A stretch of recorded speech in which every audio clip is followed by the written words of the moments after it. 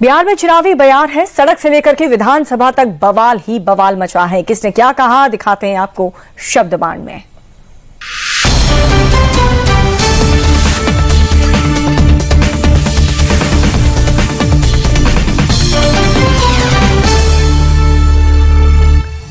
बिहार में विधानसभा सत्र के दौरान तेजस्वी यादव ने एसआईआर का मुद्दा उठाया तो सीएम नीतीश फायर हो गए।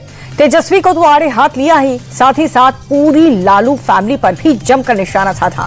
सीएम नीतीश ने कहा कि तेजस्वी यादव को अपने परिवार के दौरान हुई अराजकता की खबर नहीं है, इसलिए वो सरकार की कार्यशैली पर सवाल न उठाएं।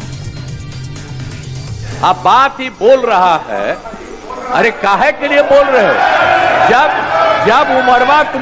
जब उम्र तुम्हारा कम था, तुम्हारे पिताजी 7 साल मंत्री थे और उसके बाद तुम्हारी माता 7 फिर मंत्री रही, आज तुम मुख्यमंत्री रहे।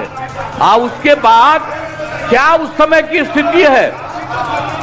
अगर चाहोगे तो पहले क्या था और उसके बाद से जब 20 साल हुआ, हम तो 9 महीना नहीं भी रहे, हमने दूसरे को दे दिया और सारा का सारा बीच में 1.5 साल आप लोगों को भी किया, लेकिन आप लोग भी ठीक नहीं कर रहे थे तो छोड़ दिया।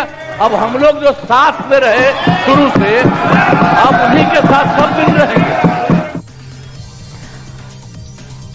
सीएम नीतीश के गुस्से पर तेजस्वी यादव ने कहा कि मुख्यमंत्री को एसआईआर के बारे में जानकारी ही नहीं है। सरकार चलाने में नीतीश पूरी तरह से अनफिट हैं। ऐसे में जो उन्हें रटा रटाया याद था, विधानसभा में बोल दिया। इससे आरजेडी की छवि पर कोई नुकसान नहीं पहुंचेगा। देखिए, Nitish ji out of subject हो गए थे और हम सब लोग कारण जान रहे हैं।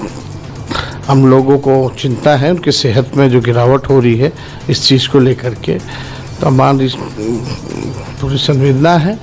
लेकिन इस प्रकार से आप समझ सकते हैं कि हाउस में चर्चा एसआईआर पे हो रही है, मुख्यमंत्री को पता ही नहीं कि क्या चर्चा हो रही है और वो जो रटा रटाया उनको जो याद है वही एक ही बात जो है वो बोलते रहते हैं।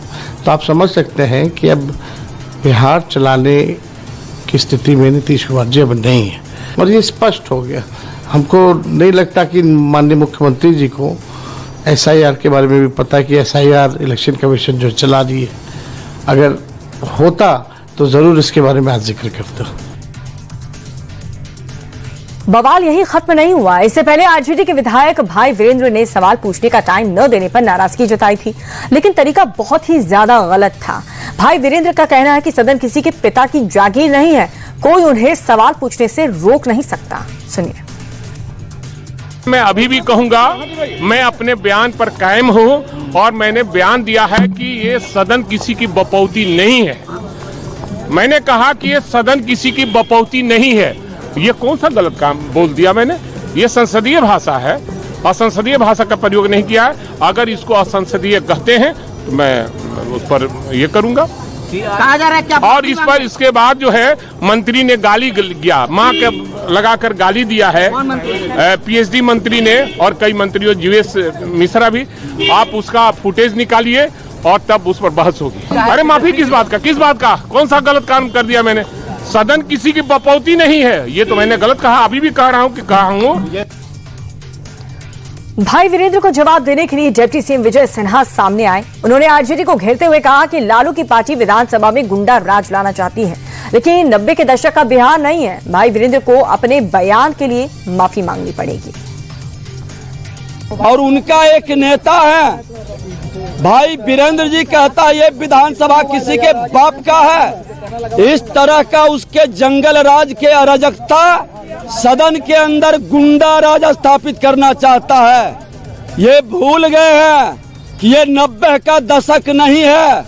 जनता को भरमाने का, एसआईआर पर लोगों को बरगलाने का ये बयानबाजी कर रहे हैं, संवैधानिक संस्था का अपमान कर रहे हैं।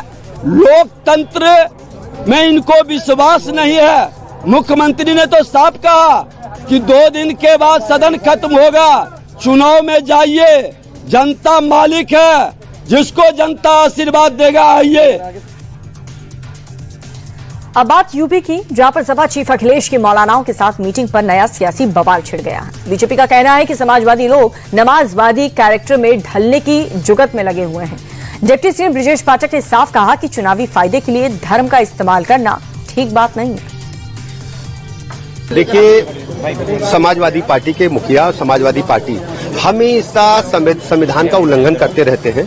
भारतीय संविधान स्पष्ट कहता है कि राजनीतिक कार्यों के लिए हम धर्म का इस्तेमाल नहीं करेंगे और उनका संविधान पर कोई भरोसा नहीं है। हमेशा वो नमाजवादी बने रहते हैं और वही उन्होंने आगे बढ़ाने का काम किया है। बीजेपी ने सवाल उठाया इस पर कि अखिलेश यादव ने कहा, कौन किससे मिलता है, इससे भला बीजेपी को क्या लेना देना। ये लोग हमेशा धर्म के नाम पर लोगों को क्यों लड़ाते हैं। जो लोग खुद हमेशा धर्म की राजनीति करते हैं वो कम से कम हमें तो सलाह ना ही दे। मैं केवल इतना जानता हूं कि आस्था जोड़ती है। किसी भी धर्म या कोई आस्था है, वो आस्था जोड़ती है और जो आस्था जोड़ने का काम करती है हम उसके साथ हैं। बीजेपी को यही तकलीफ है कि कोई जुड़े नहीं, दूरियां बनी रहें। तो आस्था जोड़ने का काम करती है और इसलिए हम लोग हर आस्था पर आस्था रखते हैं।